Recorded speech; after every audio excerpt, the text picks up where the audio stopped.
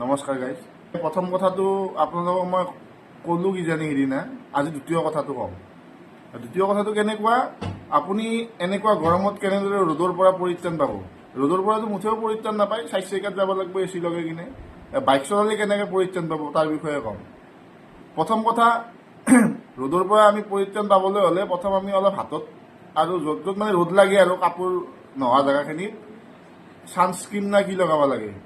আৰু ছানস্ক্ৰীম চবৰে ঘৰত নাথাকে, মোৰো নাই, সেইকাৰণে ইয়াৰ পৰা ক'লা পৰি গৈছে। বাকী এখিনি অলপ বগা দেখছি না ৰাইজ, নিমিলে কালাৰটো সেনেকুৱা। এতিয়া মই সেইটো টপিক এৰিলোঁ বাৰু, কিন্তু আমি কেনেকৈ মানে আমি সুগন্ধি হৈ থাকিম, কেনেকৈ আমি সতেজ হৈ থাকিম আমি দিনটো, তাৰ কাৰণে আমি কি কৰিব লাগিব। দোকানত পায়, অনলাইনতো পায়, এনেকুৱা কিছুমান বডি স্প্ৰে আহে। এই বডি স্প্ৰেটো আমি এনেকৈ, এইটো মানে গাত লগা বডি স্প্ৰে, মানে এইটো গাত লগাবা, এনেকৈ আমি ইয়াত মাৰি ল'ব লাগিব।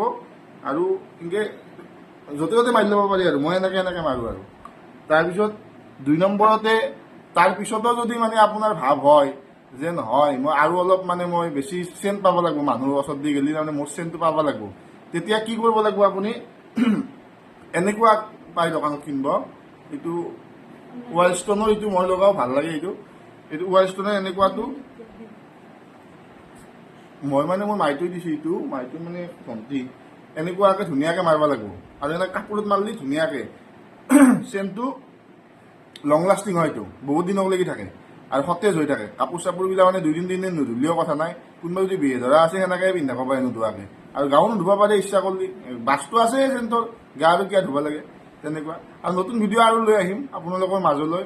মৰম আশীৰ্বাদ দি থাকিব, আৰু মোৰ কাৰণে কোনেও ফেচবুক ডিলিট নকৰিব, চাই থাকিব মোক।